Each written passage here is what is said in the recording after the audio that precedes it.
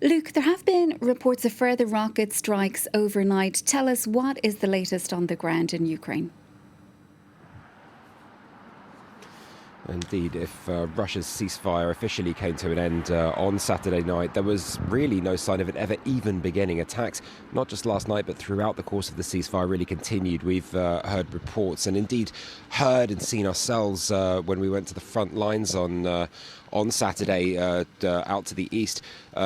Explosions, artillery rounds incoming. We've heard reports of explosions in Zaporizhia, Kramatorsk and elsewhere in Donetsk overnight, and particularly about 30 kilometers away from the Kharkiv area, where initially there were reports of at least one person being killed overnight. Now, the ceasefire itself, it had been meant to give Orthodox Christians a chance to celebrate and mark the old Christmas.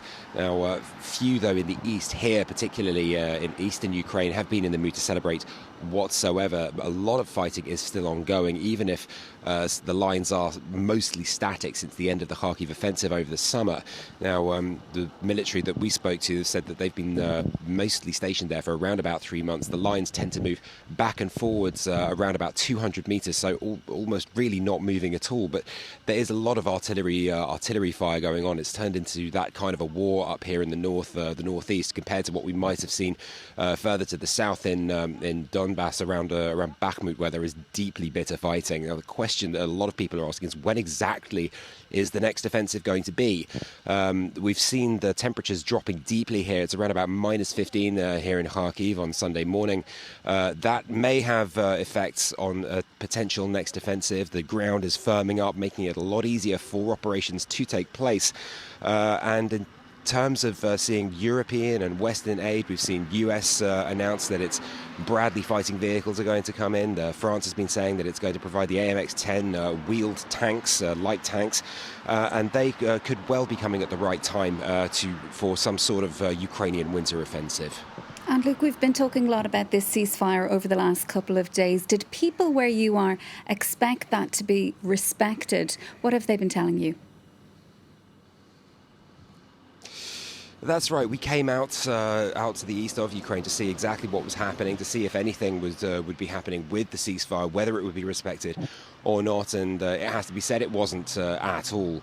The population out here, they do feel worn down. Out in Kupiansk, where close to where we were, near the village of Kislivka, very close to the administrative boundary of Luhansk region, the fight is very much still ongoing. We heard an awful lot of artillery round in the space of about 5 to 10 minutes, perhaps 5 or 6 rounds coming over, that we were told by our military escort that that was coming from the Russians. We spoke to a lot of people in the area as well. One person even told us, "You mean there's a ceasefire? What ceasefire? I haven't seen anything." Others only being told about it by the news that it was in effect. They were quite derisive about the whole situation, simply couldn't believe that anything else was happening. You have to remember as well that these people lived under the Russian occupation until the collapse of the Kharkiv front, allowing Ukraine to take back this area. They are still quite afraid that the Russians may indeed return, and they've seen the Ukrainian Territorial Defense Forces here for several months now. And they're wondering when they're going to move forward. There are these constant bombardments coming in terms of artillery, and over the Christmas period, no one that we spoke to said that they were going to mark it at all. The mood just wasn't here for any celebration to try and push forward. But at least with new weapons coming in, there is some sort of a bright spot on the horizon for both the soldiers and the residents in the east of Ukraine, and the hope that they may indeed be able to push forward with some sort of offensive. Okay, we'll leave it there, Luke.